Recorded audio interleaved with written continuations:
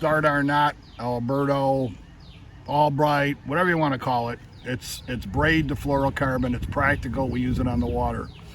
It's Assassin FC, works great. It is a little stiff. All the good fluorocarbons are stiff.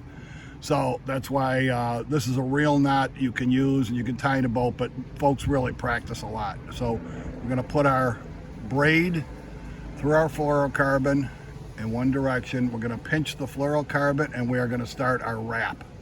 This is where practicing at home before you go out on the water is really important. So we're gonna go 7 times. 3, 4, 5, 6, and 7.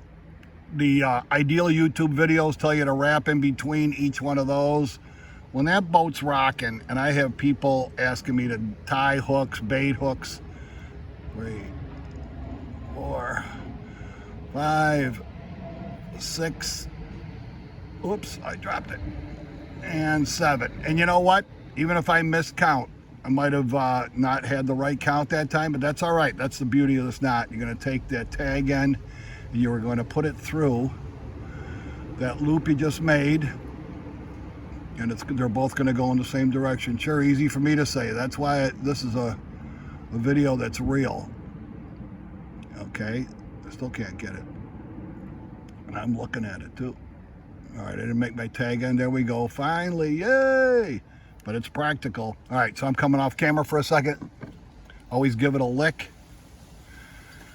And we are gonna pull that through. Make sure you hang on to all your tags or your knots for nothing. Gonna start pulling that. And you can even grab that other one. You know what, when I'm in the boat and I'm tying this knot, I'm just happy to get it tied. And if you get it tied and it's done right, I usually put this end in my teeth, pull it. I use the fluorocarbon end in my teeth and pull it. And I take out my good old trusty cudas. These cudas are phenomenal. Don't cut the wrong line. I use it a little bit longer than I like. Cut that end. Folks, that'll pull through your guides of your rod. And even if I have a little bit longer little piece on there, that'll fray and it will work just fine. This is super practical. It is tight. Might not be the most beautiful because you're double wrapping it, but let me tell you something, you can still cast and it will not break. When this separates, this will not pull apart. It'll either break at the braid or it'll break at the fluorocarbon, but you'll have your fish. That one works. All right, I hope that demonstration helped you out.